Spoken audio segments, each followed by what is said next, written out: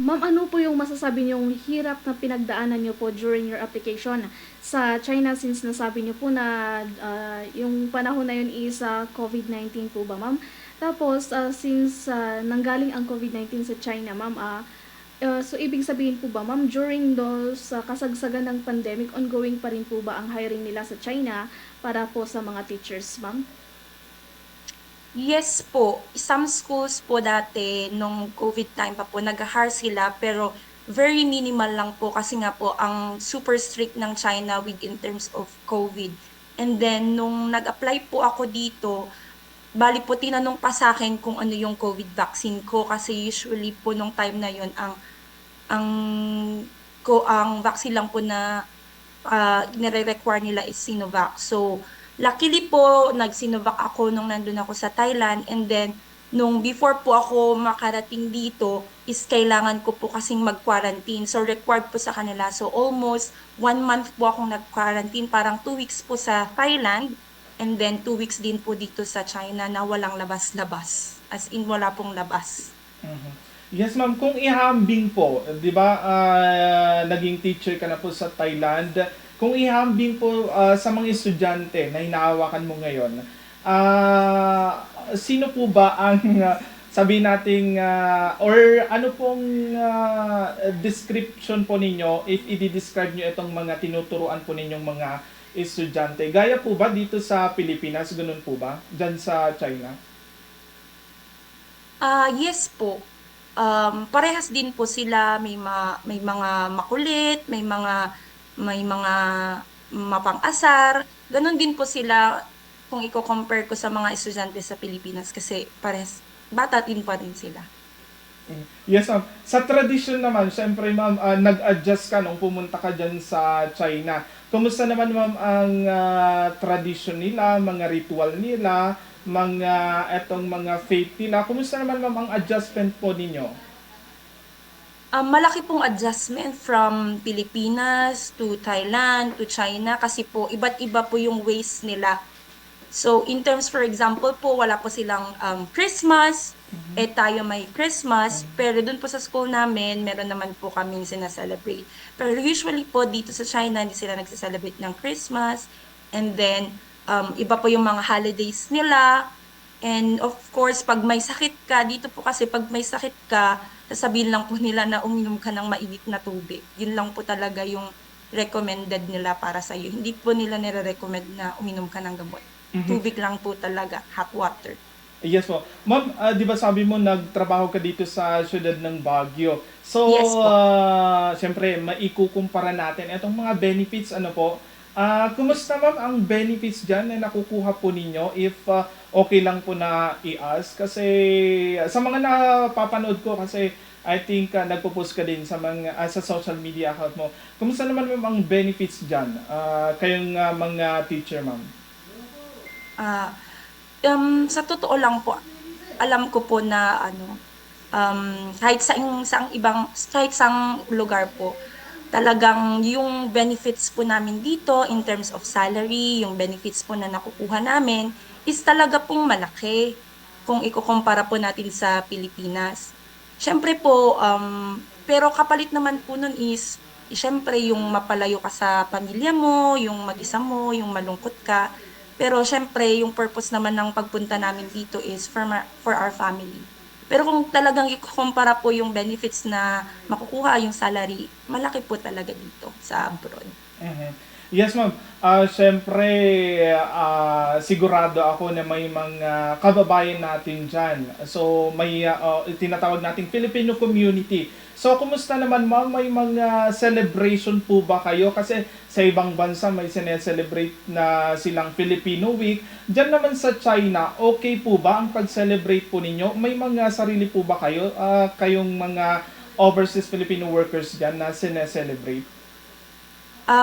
Dito po meron kaming group po. So parang twice a month meron po kaming meet up sa isang cafe. And then dun po kami nagse-celebrate kung may mga special occasions. Nagse-celebrate dun po kami ng Christmas party. So meron po kaming group and then mag-invite sila, mag-set po ng date and then a-attend po yung mga Pilipino dito sa Hangzhou. Yes, ma'am, hindi naman po pinagbabawal niya na mag-ano sila, na mag-Christmas party kayo dyan sa China? Or may mga naku-curious din po ba na lokal doon na maki-join sa Christmas party niyo, ma'am? As far as I know po, hindi naman po nila pinagbabalawal yung mga celebrations dito sa China.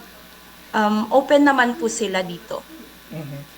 Yes, ma'am. So, ilan po kayong mga teachers dyan, ma'am, na mga Pilipino?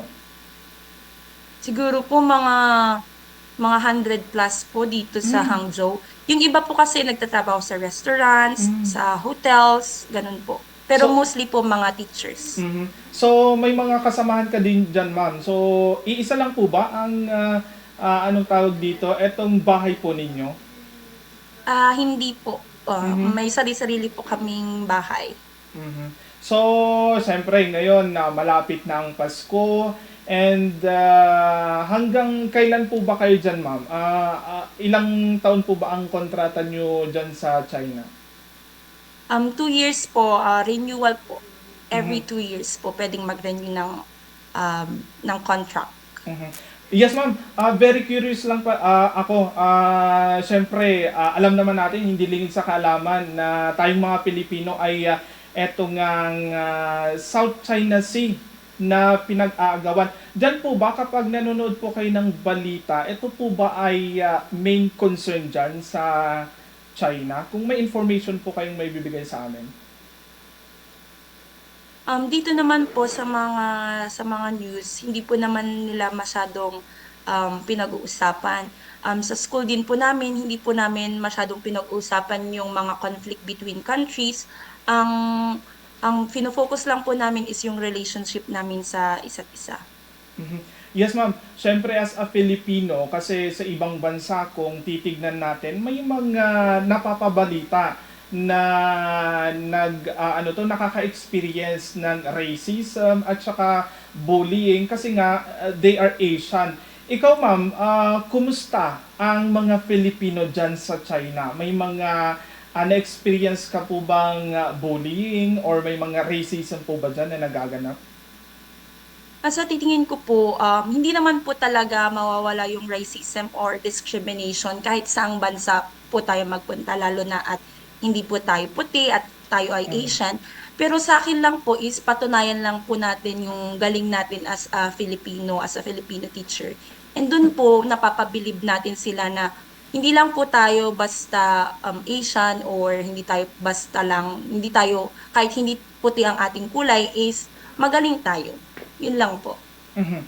Yes, ma'am. Siyempre, may mga nakikinig ngayon na gustong one of their bucket list, sabihin na natin, or talagang gustong puntahan na country ay ang China. Kung sakali, pupunta kami dyan, ano yung napuntahan mo na pwede mong sabihin na pupuntahan namin and ano yung mga sikat dyan na pinupuntahan, ma'am? Usually po yung tourist spot dito is sa Beijing po yung Great Wall of China. And then, isa pong marerecommend ko is yung Inner Mongolia. Recently po, pumunta po kami sa Inner Mongolia na part po ng China, sa northern part po. Isa po siya sa pinakamaganda na pwedeng puntahan ng mga turista. Mhm. Aside sa mga Filipino na nagtatrabaho dyan, may mga iba pa po bang mga na-hire dyan na teacher na ibang lahi? Yes po, may iba't iba pong lahi, may mga taga UK, South African, iba't iba pong mga countries, Japan, South Korea, meron din pong Malaysia, yun po. Mhm. Kumusta naman ma'am ang conversation and yung communication mo between sa ibang lahi? Maganda naman po ang ating alam mo na Pakikitungo. pakikitungo sa kanila. Maganda naman po yung pakikitungo nila sa akin, hindi naman po sila nagdi-discriminate.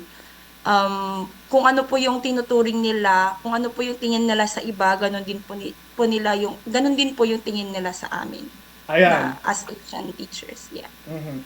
Yes, ma'am. So, syempre sa ngayon malapit na ang Christmas and actually nung Berber alam naman natin yan na sineselebrate na dito sa Pilipinas. Before that, taga saan ka po dito sa Pilipinas, ma'am?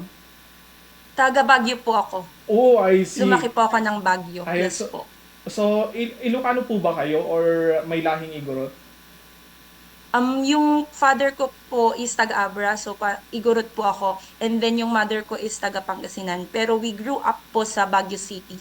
Ayan, so alam niyo po ang mag-Ilocano, ma'am? One, sir. Ah, okay. Ah, So, marigligatan kami, ma'am. So, anyway, syempre, Okay lang. oo. So, syempre, adang, ano to, na-surprise din ako. Well, anyway, malapit na ang Christmas dito, ano, nang runa, dito'y Ciudad Ciudad Iti Iti Baguio. Baguio. Alam naman natin na adun dagiti kwa, itong gaya dito sa isang pasyalan. Syempre, mamismo dagiti, ano ma'am, at di makal kamatin iti Ciudad Iti Baguio. Anya ma'am, iti mensahem, kadagiti amin nga, winod, dagito'y imbatin nga, pasat iti pamilyam, any message mo kadakwada ken ibaga mo no anya ti ka sa saad mo tita kadagiti pamilyam ta adda nga bakal dingdingig da ta maipablaak tayo matlangmat dayto iti social media page iti Bombo Radio. Go ahead, ma'am. Kinda mama ka ni papa, dagita kabsat ko nga ni Riz, kani manang kong Kathleen. Ket okay lang ak ditoy, hang kayo nga dandanag, tamay at mati trabaho ditoy. Okay akmat dito yung kayagdanag. So, I'll see you soon. Ayan. So, good luck, ma'am. God bless iti trabahom ken adang may panpanakil ka. Gaputa si kay Gorod iti mauawagan iti agdamang modern day hero. So, pagyamanan mi, ma'am, stay safe dito China ken adang no syempre no giawid ka siguro adang iawid naman dagiti kadawyan nga request dagiti kanakam no dagiti kanakam dagiti chocolate. Ayun, ma'am, maraming salamat ken nagyaman kami iti oportunidad kini iti oras mong impay mo iti Bombo Radio Baguio. Maraming salamat po. Thank you, sir. Thank you, Bombo Radio.